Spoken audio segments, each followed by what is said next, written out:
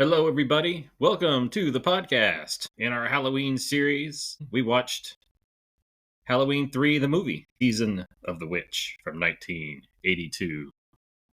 Adam, what are your thoughts on the Halloween franchise? Not my go-to. No, I mean, Are any of the horror franchises your go-to though? nah. I had to pick one. I'd probably, if I had to sit through any of the slasher genres, like as a series, I might be more inclined to do the Freddy Kruegers, even though I think I've only seen the first one of that, Nightmare on Elm Street. You get more variety that way. He's at least funny. I respect that. Sort of. Yeah, I mean, if you were a slasher villain, you would probably fit into the Freddy Krueger mold. Yeah, I would I say. respect that. You got to have the gift of gab, either that or Leprechaun. Yeah, Leprechaun. I'd go Leprechaun before any of the others if that's on the table. It might as well be. Yeah. Yeah. So Halloween 3 was different. As some would say that there is no Michael Myers in this movie. I don't think that's quite accurate. Was somebody by the name of Michael Myers play a part? Was he cast in a role? No, but they show the movie in a few spots. Oh, okay, yeah. I guess that So counts. the movie exists. And apparently Jamie Lee Curtis had an uncredited cameo as the voice on the speaker in the town. Oh, I guess I missed that. Well, I'd read it in the notes. I was not aware, and I did not pick up on it as I was watching it either.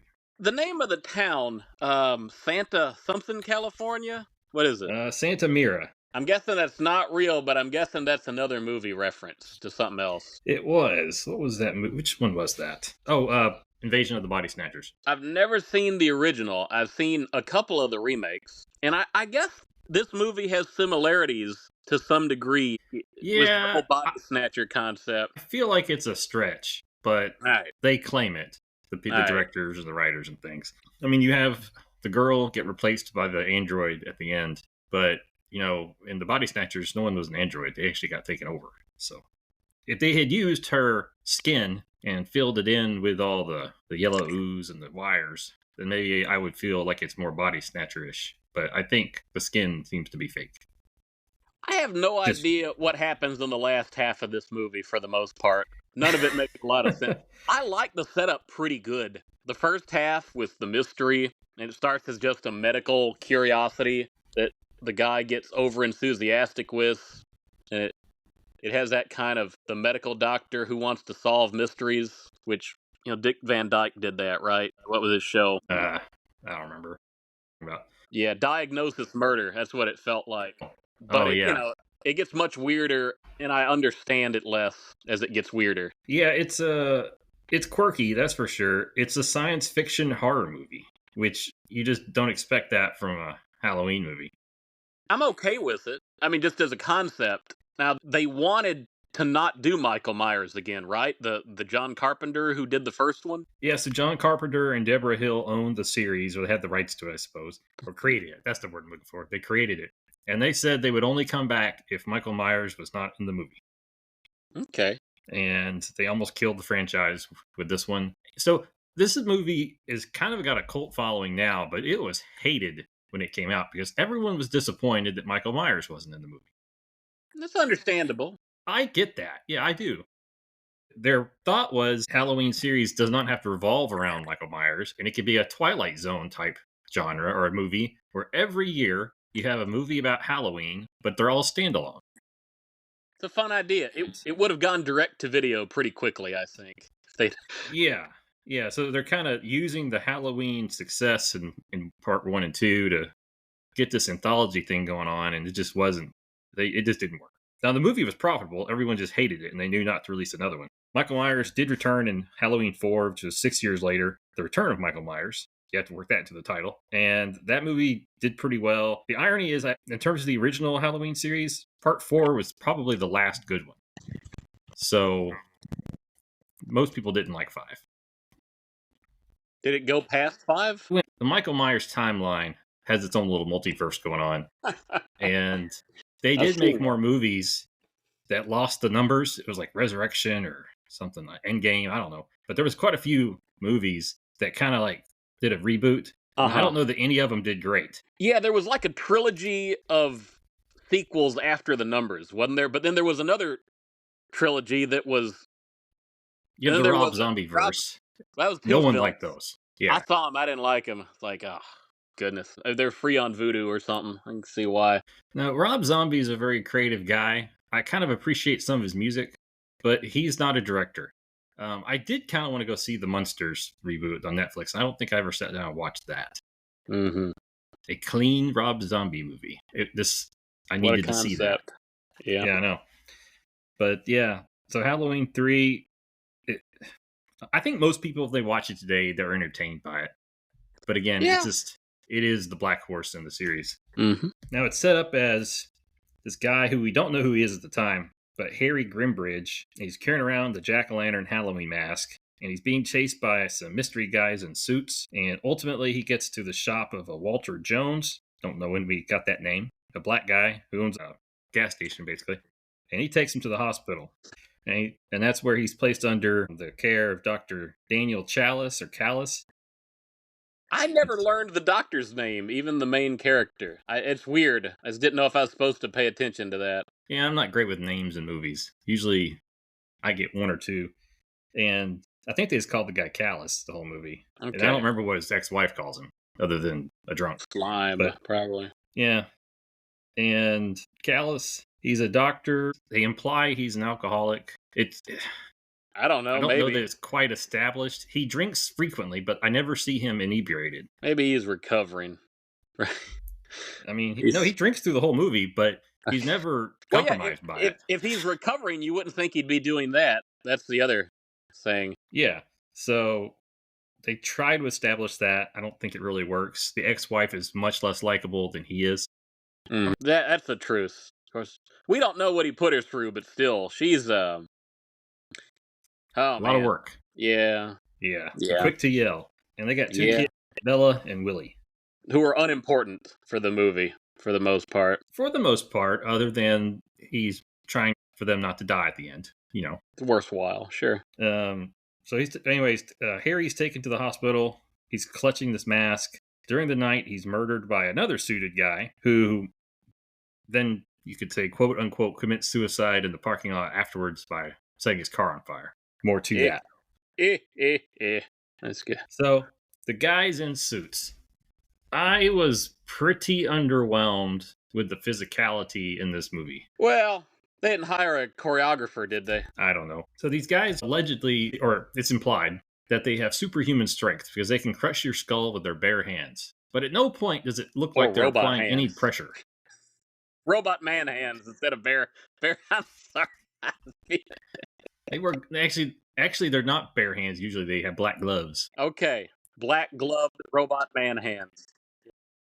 But yes, they crush a lot of people's skulls, but it never looks like they're actually clenching very hard. I don't know. Yeah. It's more like a person with bad arthritis trying to hold on to a cup. That's kind of the visual that you get.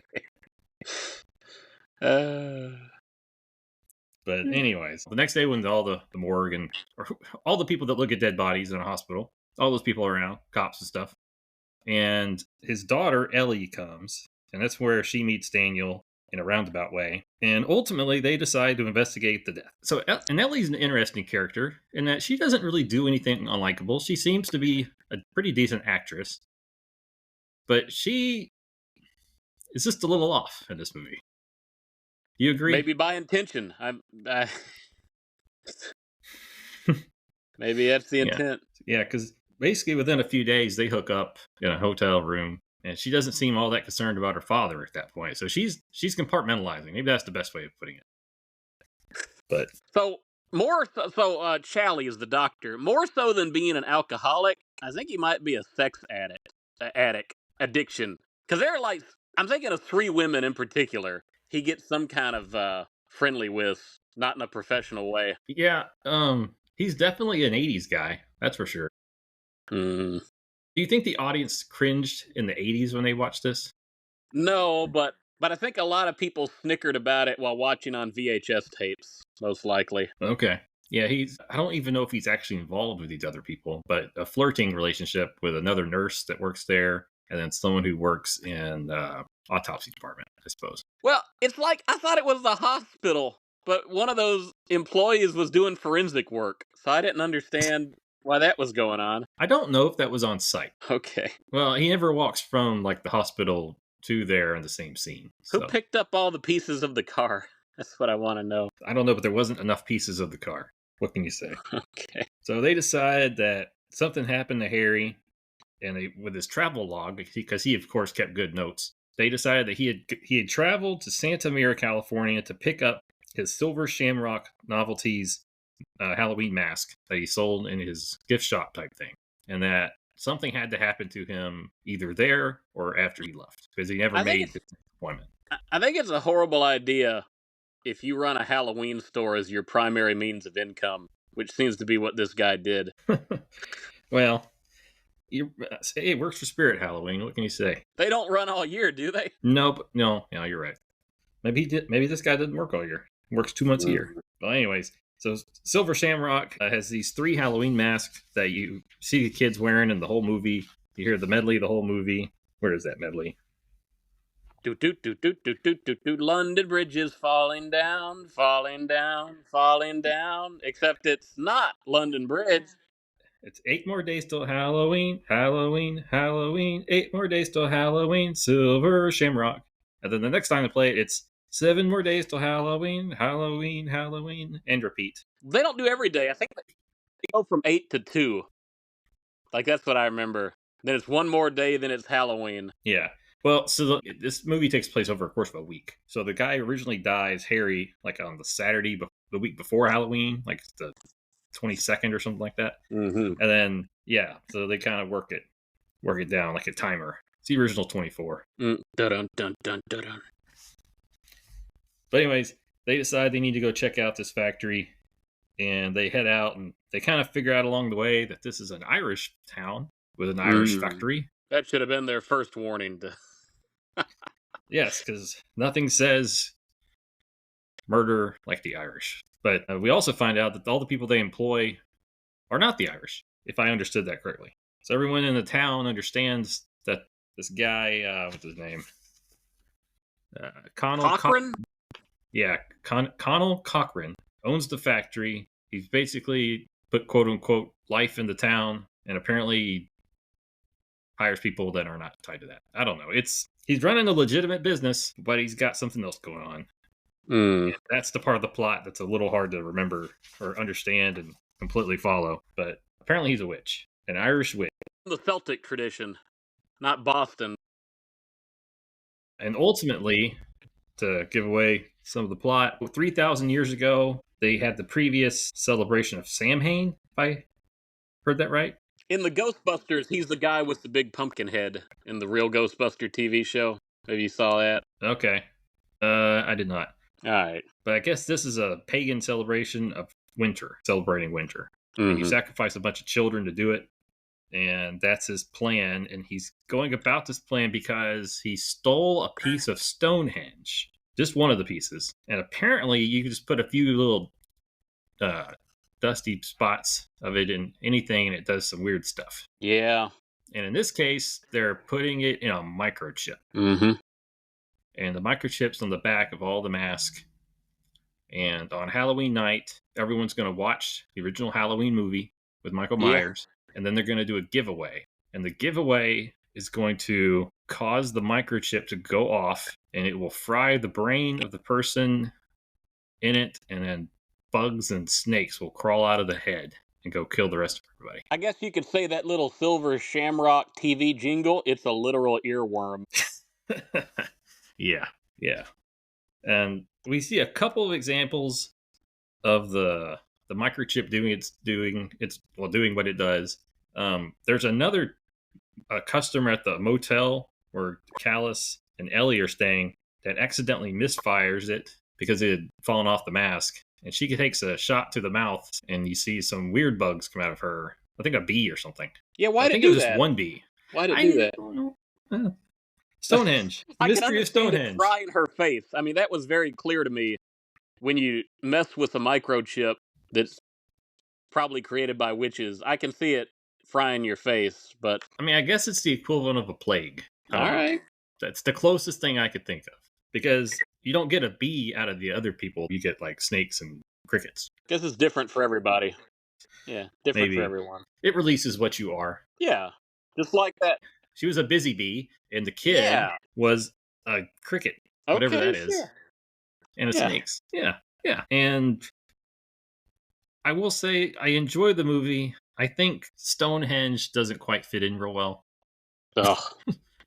I wish they had done something different. It's an it's an oddly complicated subplot that you know they had to spend more money to build the extra set pieces for that warehouse control room, but does it really matter all that much? Yeah, it doesn't. They did not need Stonehenge, but whatever.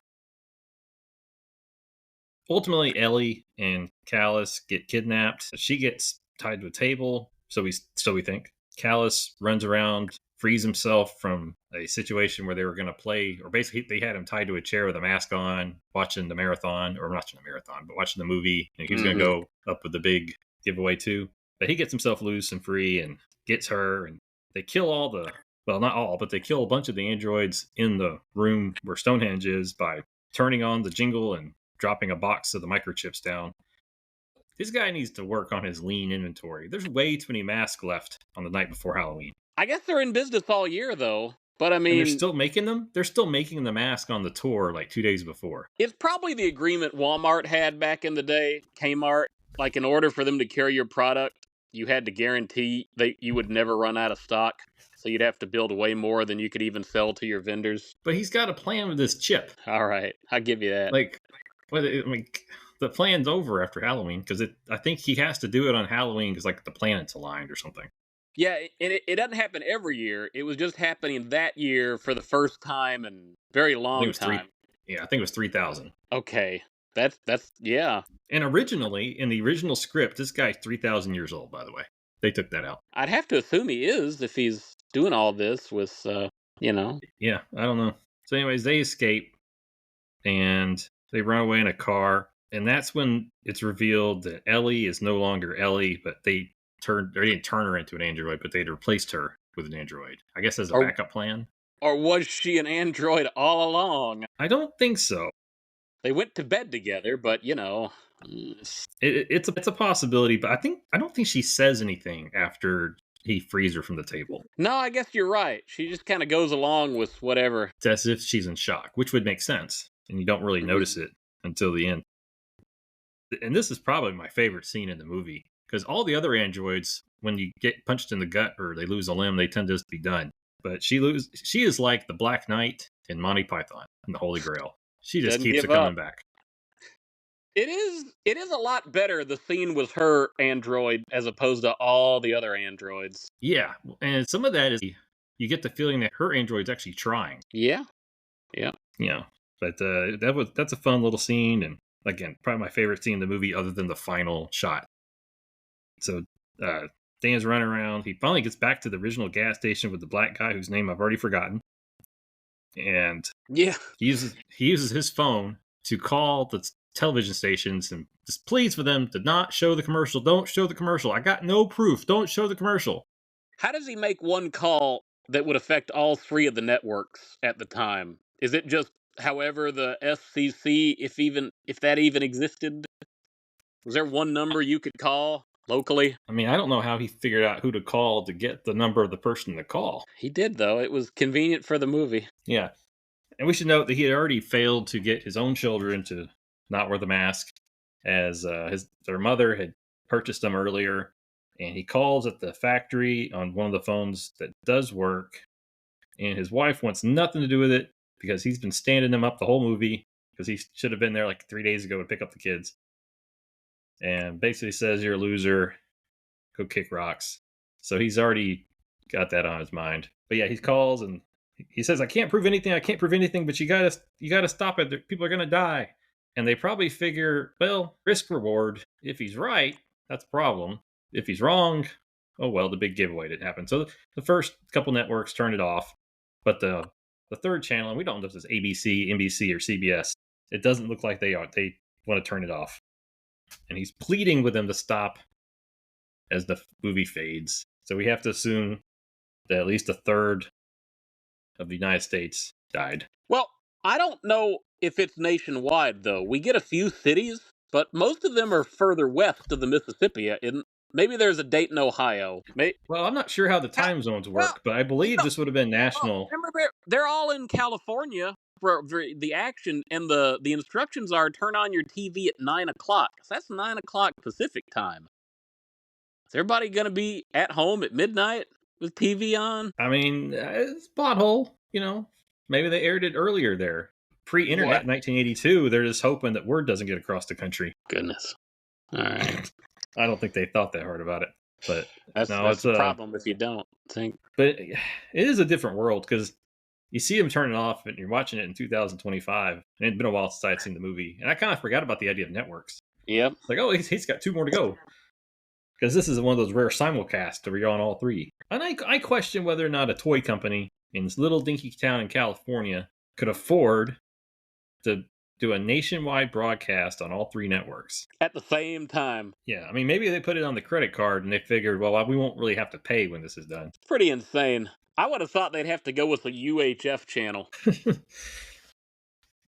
And they never say how many masks were sold, so you don't really know how many people at risk, other than the fact that all these snakes and bugs are going to come out of them and probably wipe out everybody else. What do you think about the plausibility of 3 Halloween masks, a pumpkin, a witch, and a skeleton zombie, that every kid would want to wear one trick-or-treating regardless of what other costume they wanted to wear that year? I mean, the whole country bought Teddy Ruxpin dolls, so, I mean, I ain't going to rule it out. It reminds me a lot of the McDonald's Boo Buckets. I don't remember when they started McDonald's Boo Buckets, but you always think of the jack-o'-lantern orange, the witch green, and the ghost white.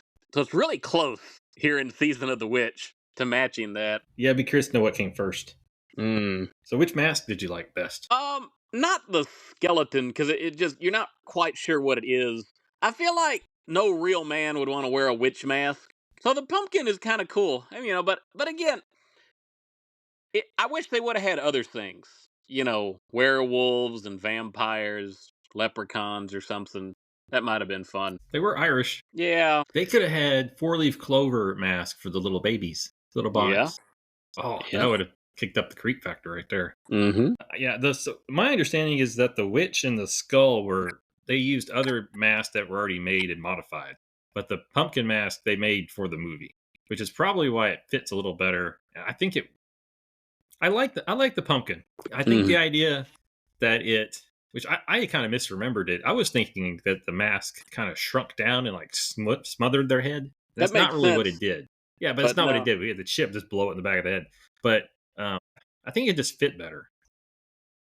All these little round-headed kids. That's probably why they feature it so much in the beginning and closer to the end. Well, that's probably homage to the first 2 movies, actually, because with the opening credits, you have a like an LED pumpkin being displayed, where in the first 2 movies you have, really a lot of the Halloween movies, you have a pumpkin in close-ups, and sometimes it's being melted, sometimes it's just pointing out the shapes. So the pumpkin is a Michael Myers staple. Yeah, all right. That and a knife, right? Yeah. I guess both of those are about masks, right? Michael Myers wears the William Shatner mask, and this movie is about masks. I wish one of the masks was a Michael Myers, the shape mask. Would have made sense, right? It would have made you wonder if they really are related or not. Yeah, I mean, they show the movie. They could even had a licensing agreement as part of the plot. Yeah. Other things about the movie, Santa Mira has a 6 p.m. curfew. That does not appear to be enforced real well. But 6 p.m. So they can all get home and watch the Horrorthon broadcast on all 3 major networks. I don't know why they included that. You have the main character, he's sneaking around the back alleys to go buy himself a bottle of whiskey, which the store shouldn't be open. Yeah. Black market. And I guess. Yeah. 6 p.m. That's pushing it. Original director, Joe Dante. He quit, though? Did he not stick around? He quit because he was filming some like a scene or something for a segment of the Twilight Zone movie. He directed part of that, and he had to quit in order to do that. Oh, he didn't do the part where the guy and the kid got killed in the Vietnam thing, did he? I actually haven't seen that movie, so I'm not sure. Oh, man. Okay. Boy, that would have been interesting. He could have added some fun stuff to this one. Yeah, so we ended up getting the debut of Tommy Lee Wallace as a director. But yeah. He had worked on the other Halloween movies. Halloween 3 made $14.4 million off a $6 million budget. So it made money, but it didn't make as much money as the good horror stuff that was floating around at the time. Some of the ones also from 82, Poltergeist made $76 million. Friday the 13th Part 3 made 35. Creepshow made 21. So this is kind of the peak years for horror movies. So it definitely underperformed compared to its peers. And 6 years later, we got the return of Michael Myers. So you got any other thoughts on this one, other than it's weird? Well, again, I like the setup early on. It has that twisted TV mystery movie vibe, and it just never pays it off. You really start to wonder if it was so important the doctor had this patient die on him, and then he meets the daughter and he gets infatuated. But was all that really necessary? Because that doesn't really go anywhere. You never find out why the gift shop owner got involved and what was he really trying to do. How did he find out? The daughter's plot line doesn't go anywhere because she just gets taken from the motel and you're not sure what happens to her. You almost wonder, was she really the daughter? Because how much time would it take Cochran or whoever to replace her with a robot duplicate or turn her into a robot? Which I think is less likely because he builds duplicates and stuff. But how would he put that together so fast? She does recognize her father's car. So I think she's at least human up to that point. Maybe she was programmed to say that. She also talks. Do any of the other robots ever talk? Oh, I think some of the people working the machines with Cochran do, don't they? Yeah, you're right. They do. Yeah. We assume they're all androids that are working in the inner room, so to speak. Yeah. Yeah, I agree. It definitely doesn't stick the landing. It does. It feels like an episode of The Twilight Zone more than anything else. So is this movie pro or against capitalism? I think it just wants to throw stuff at the wall and see if it sticks. That's my opinion on it. Yeah, I mean, the witch seems to be a capitalist, but he's also burning it all down. So it's one of those, I don't know. Kind of a Ra's al Ghul approach, right? I guess you could say that. If Ra's al Ghul was an Irish witch. Yeah. I guess we have to rate this off Mask. And do we do it out of 3? On a 3 mask scale? How many masks does it get? Yeah. Okay. I feel like we have to do it that way. Yeah, sure. Or earworms. We could do earworms. But, We'll stick with the 3 masks. No, that's fine. I'll let you go first. It gets 1.5, which is half of 3 masks, because it's about as much as I'm interested in it for the first half of the movie. And yeah, it would have been fine as a TV episode. Twilight Zone episode, even with all the plot holes and if stuff feels rushed. I feel like it is too long at different points because just certain scenes with all the buildup that never have the payoff. So if the movie could have been 20 minutes shorter, probably would have worked just as fine, if not better. No, I think you're right. I think so. The Jason movies and the Freddy movies, they had TV series that went along with them, which for the most part had nothing to do with the movies. But like Freddy was like the host, like a prototype for Crypt Keeper. But I feel like if you had a Halloween series where Michael Myers held a knife and pointed to things and then the show played, between takes, this would have been a great episode of a Halloween series. But as a movie, it's fun, but I probably would give it 1 mask out of 3. Ooh, you undercut me. Even though you like it, you undercut me on that. Well, I had fonder memories of the movie compared to how much I enjoyed it watching it this week, if that makes sense. Like, it let me down. It didn't live up to the hype that my brain had remembered. Mostly because of Stonehenge. I had forgotten all about Stonehenge. Yeah. Like, I feel like it loses a mask because of Stonehenge. It deserves that. Yeah, like if that part of the plot hadn't been in there and it was just we're sacrificing 3 million children to the god of winter like we did 3,000 years ago, like I'm giving it 2 out of 3. Okay, yeah. I appreciate the ballsy move of killing all the children in this movie. Dead children is not a common theme in horror movies. We don't see a whole lot of dead children. We see 1 dead child, don't we? It's implied that he doesn't stop it. Yeah, that's another thing. For all the Halloween movies that have been made, you would think one of them would at least found a way to acknowledge this movie to some degree and build on it somehow. You would have thought. Yeah, I mean, you get allusions to the mask in various ones. So I'm going to give it 1. I would give it a 2 had it not been for Stonehenge. It is a fun movie. We're watching it with an open mind, whereas people back in '82 or whatever, yeah, '82, they were probably just pissed off that Michael Myers was in it. Da-da. Got any closing thoughts? Dude, 10 more days till Halloween. Halloween, Halloween. That's when we were recording it. 10 days away from Halloween.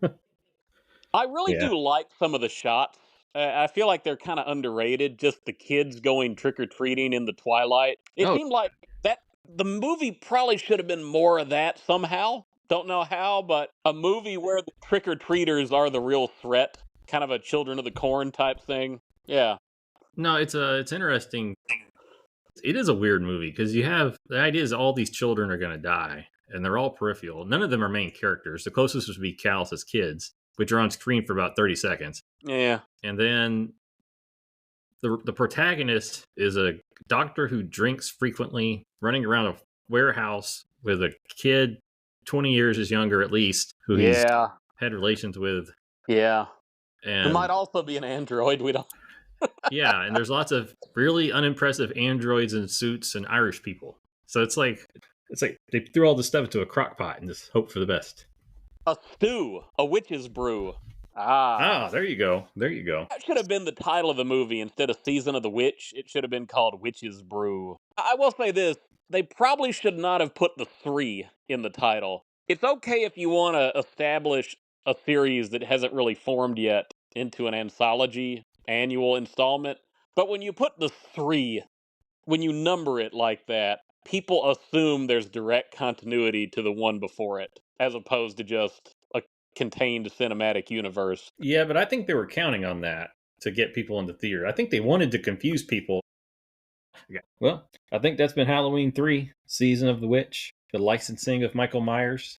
And yeah, almost Halloween. 10 more days till Halloween, Halloween, Halloween. Boy, you know the parents must have hated that song. That's probably why the network censor pulled it off the air when the guy complained. They said any excuse to get that dumb little jingle off the TVs.